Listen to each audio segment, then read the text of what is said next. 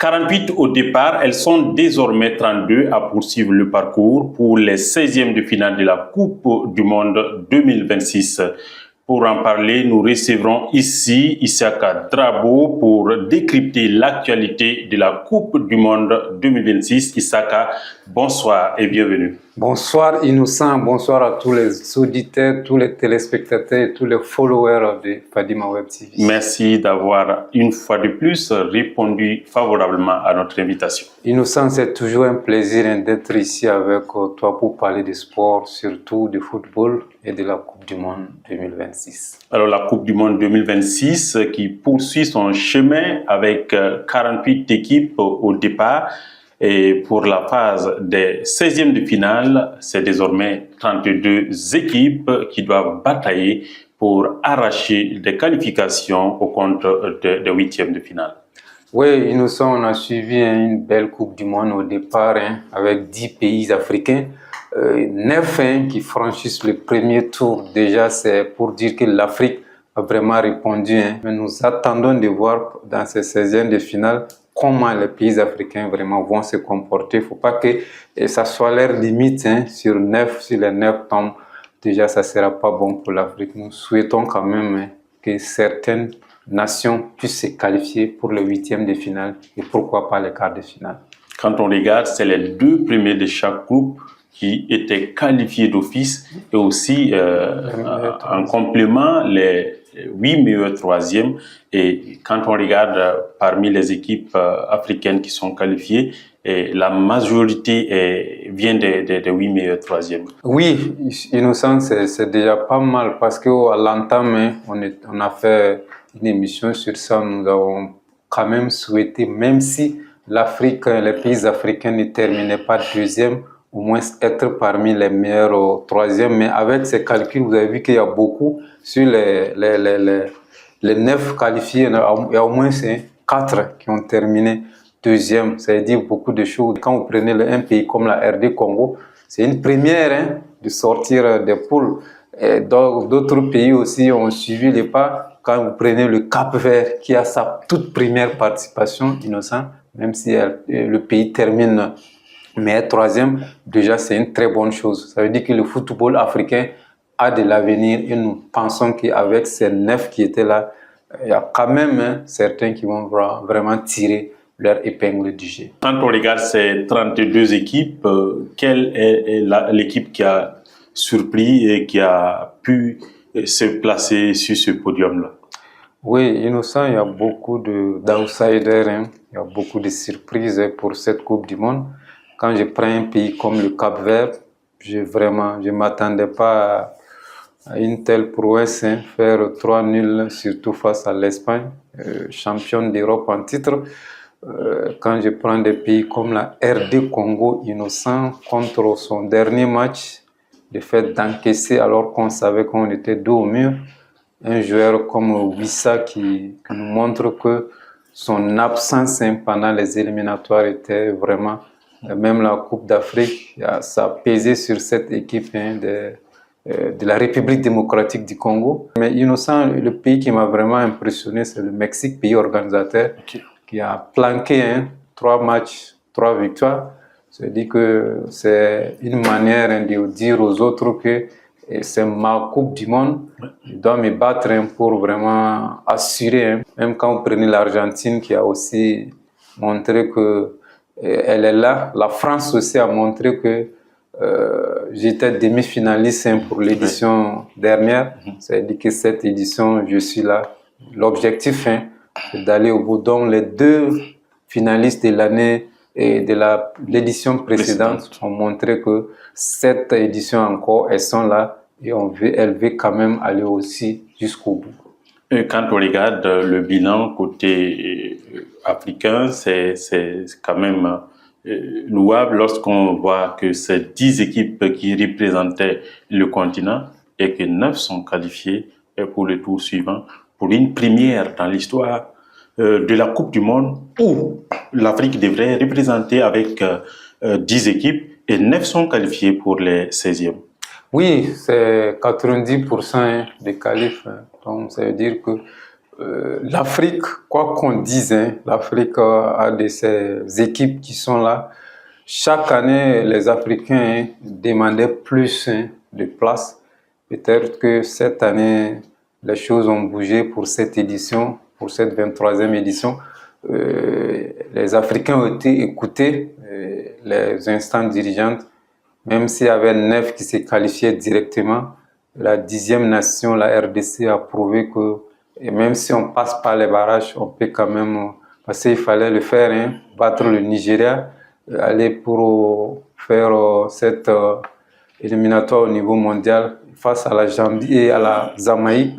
La RDC, elle a 10 équipes et puis 9 se qualifient pour le second tour. Innocent, c'est une très très bonne chose parce que quand on commence à suivre ces rencontres au niveau de ces huitièmes de finale, il y a beaucoup d'équipes peut-être qui se disent qu'elles ont atteint leurs objectifs alors que non, on dit que l'appétit vient en mangeant.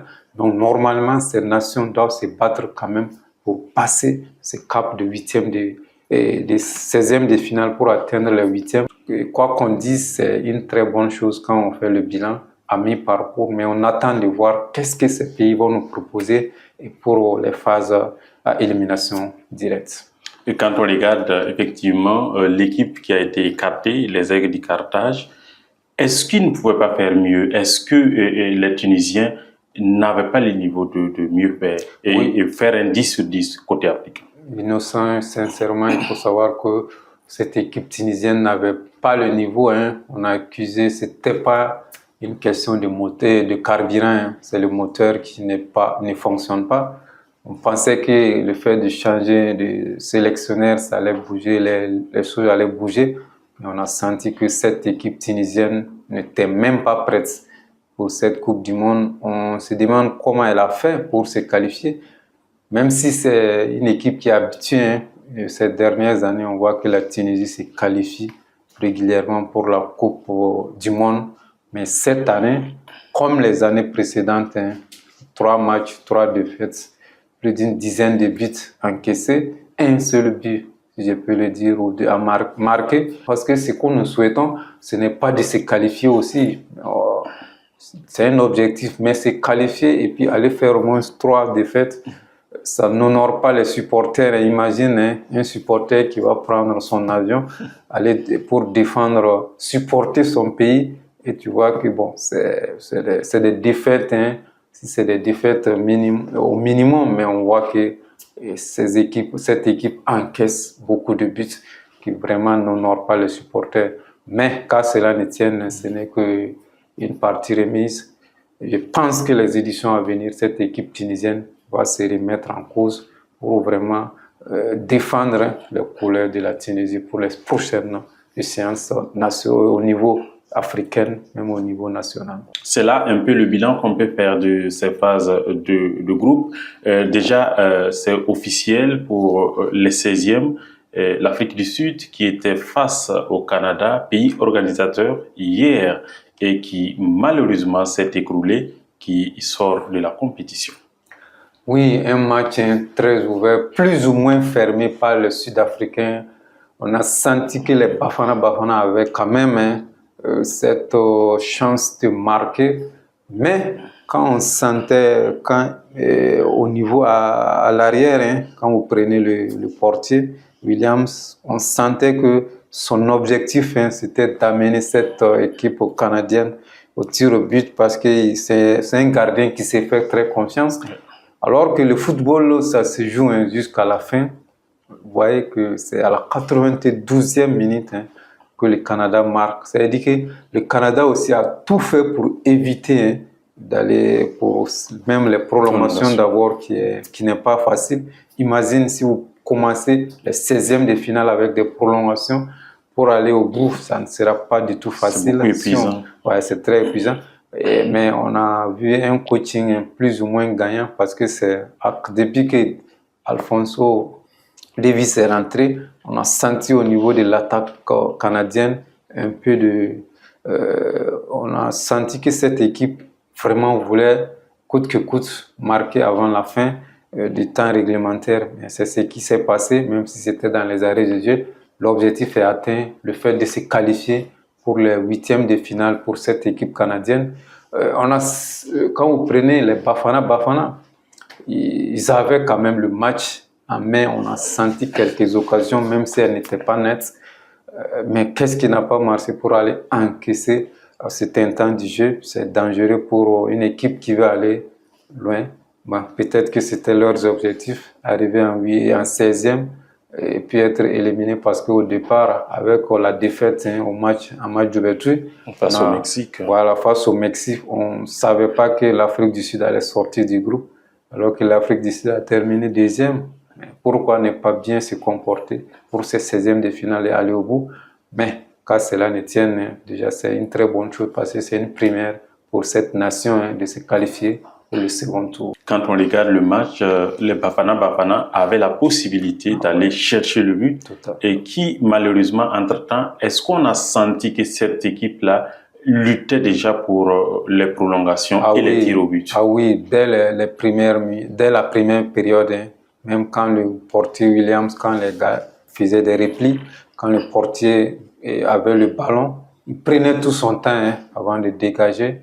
Donc, alors que le football, il faut, si vous avez quelque chose à donner, c'est mieux de donner au bon moment. Si l'Afrique du Sud marquait, peut-être là, on pouvait comprendre. Mais vous êtes à 0-0 et vous jouez contre le temps. Je me dis que c'était pas un bon coaching de la part du gardien, même de l'ensemble de l'équipe au niveau de la défense. Mais bon, c'est comme ça aussi le football. Si vous ne marquez pas, l'équipe qui est en face, si elle a une occasion seulement, elle va mettre dedans. Et puis bon, le match est fini, 1-0.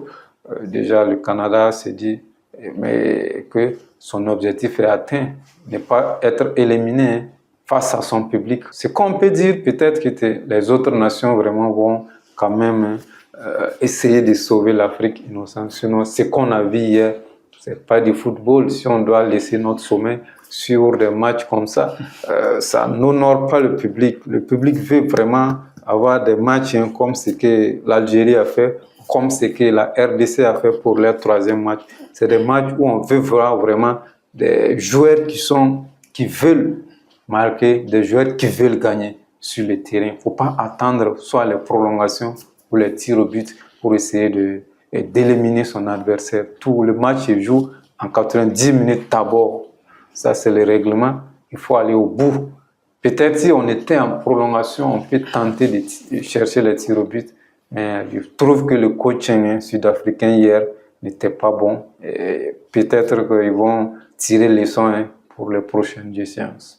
Déjà, les Bafana sont out de la compétition. Est-ce qu'on peut tirer le bilan? Le bilan est acceptable pour vous?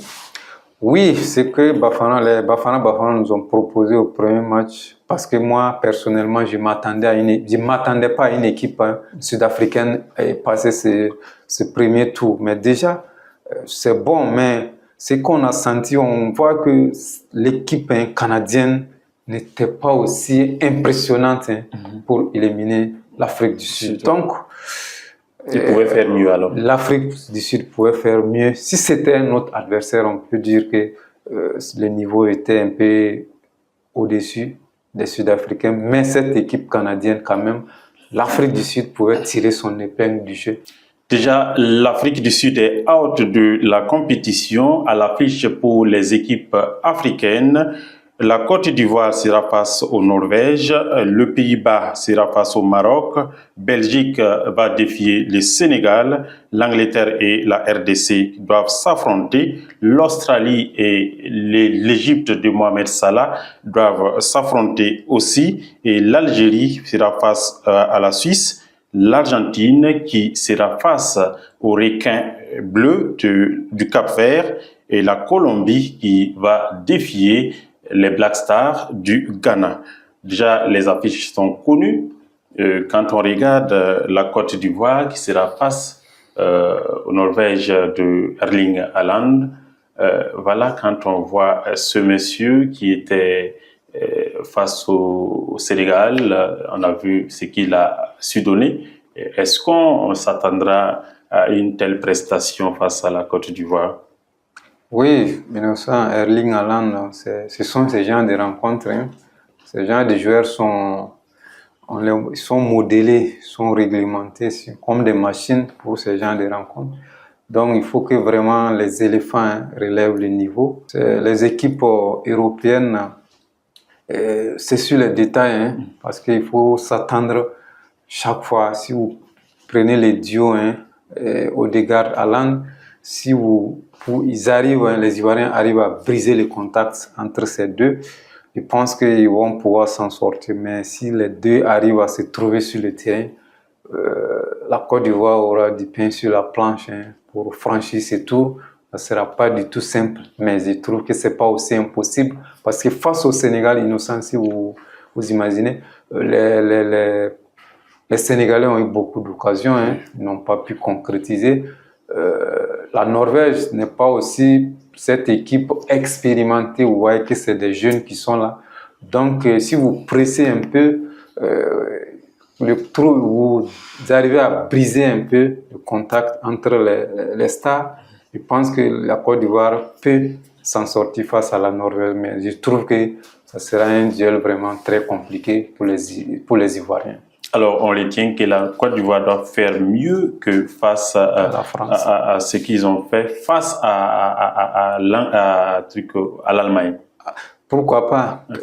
Pas face à l'Allemagne, si je ne m'abuse, face à la Mannschaft, parce que c'est à la dernière minute, on a senti que les Ivoiriens, quand même, au début, avaient une confiance pour gagner le match, parce que c'est la Côte d'Ivoire qui a ouvert le score. Oui. C'est pas face à la France, c'est face à l'Allemagne.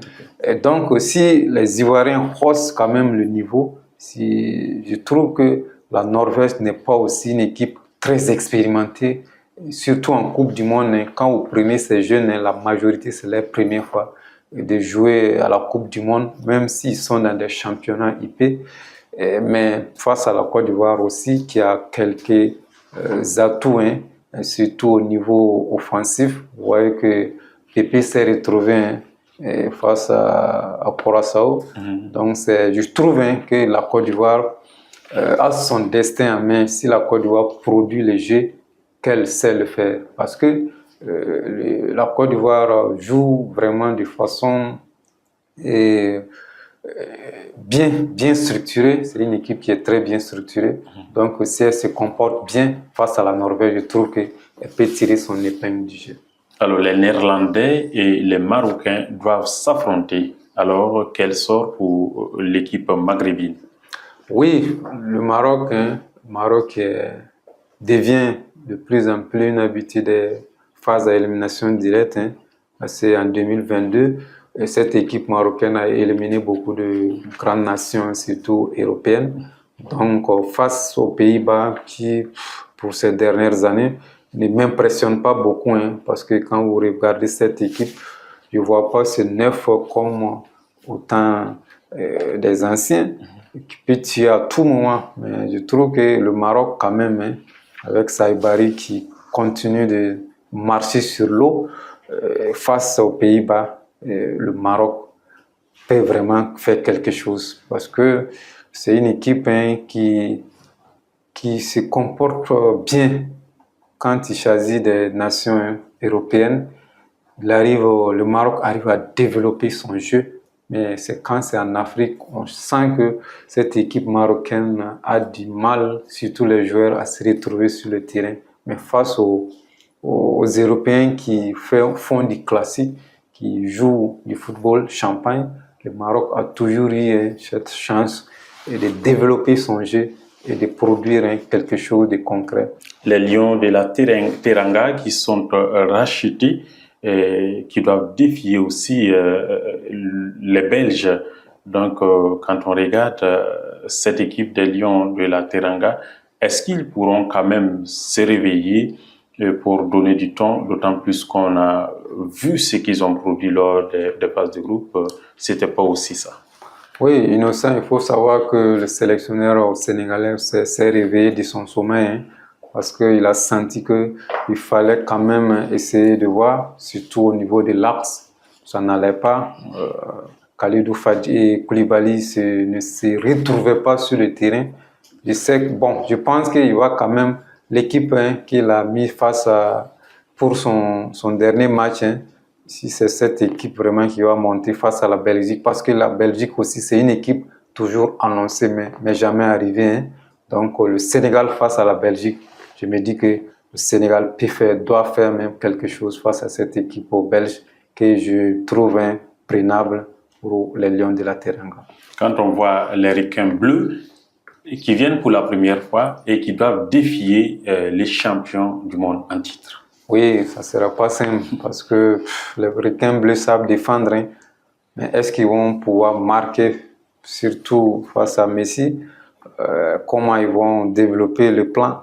Mais je trouve que c'est toujours ce joueur innocent. Quand c'est une phase à élimination directe, il faut savoir tenir pendant plusieurs minutes et faire douter l'adversaire parce qu'on sent que cette équipe capverdienne arrive à projeter très vite. Alors, nous allons aussi parler des meilleurs buteurs. Et à la tête, Lionel Messi qui a 6 buts, suivi de Vinicius, Dembélé, Mbappé et Erling Haaland qui ont chacun 4 buts. Juste pour les phases de groupe, déjà quand on regarde un Lionel Messi, 39 ans, qui arrive à toujours être leader et ses jeunes frères suivent, est-ce que celui-là, c'est un humain, si on peut... Ouais, Lionel Messi, est-ce qu'on peut décrire ce joueur? Parce que plus au moment où on s'attendait moins, c'est Lionel Messi, si vous nous souvenez, c'est en 2016, à la Coupe du Monde en 2014, pardon, il avait dit qu'il n'allait plus jouer pour cette équipe argentine, mais on a pu le manager, quand même il est revenu. Jusqu'à présent, on sent que plus il prend de l'âge. Je trouve vraiment que c'est très impressionnant. À 39 ans, une Coupe du Monde, 6 buts en 3 matchs. C'est-à-dire qu'il va battre tous les records si vraiment l'Argentine arrive en finale pour cette édition de la Coupe du Monde 2026. Et aujourd'hui, ce qui fait le buzz sur les réseaux sociaux, il y a le refus du visa américain à ce supporter emblématique d'origine congolais. Il s'agit de Michel Kouka Mbolendinga qui s'est vu refuser le visa américain. Pourtant, il était annoncé au départ pour accompagner la RDC lors de cette coupe-là. Messi innocent, est-ce qu'on doit accuser peut-être les États-Unis ou Donald Trump? Vous savez que la Coupe du Monde, c'est pas aujourd'hui on a organisé cette Coupe du Monde. Il y a eu un temps pour faire les visas.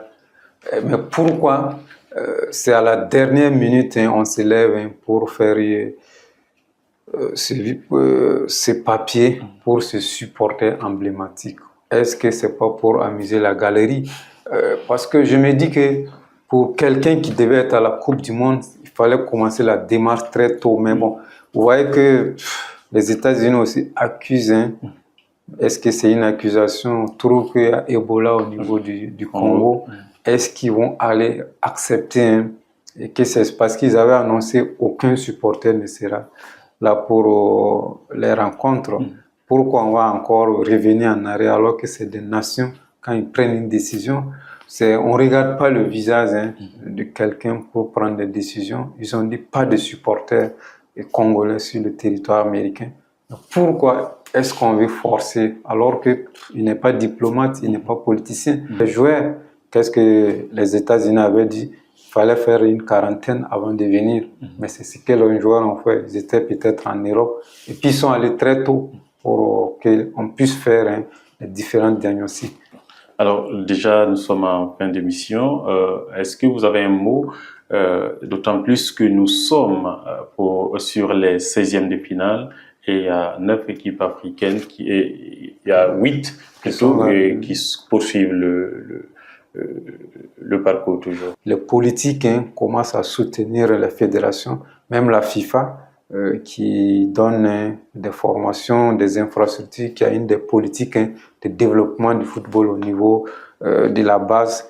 Donc je me dis qu'Innocent, d'ici quelques années, les choses encore vont bouger plus que ça. Et déjà, moi, je suis très satisfait qu'il y ait au moins 9 nations qualifiées pour les 16e de finale. Merci beaucoup Issa Kadrabo. Merci d'avoir effectué les déplacements surtout.